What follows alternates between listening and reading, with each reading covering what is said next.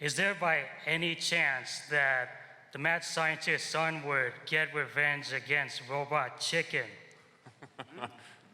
That's a good question. We actually try to think of stories for that character all the time because Chris Pine did the voice, and if we can ever get him back, he's just an awesome This mad scientist's son? Yeah, that's Zach Levi. No. That's what he meant. So Zach Levi did a great job. Zach Levi did almost a Chris Pine-esque performance. Great Chris Pine impersonation, yes. That's okay. Sorry. So, and we did get Chris Pine back this season, so. Chris Pine is coming back. Yeah. So Zach Levi will not.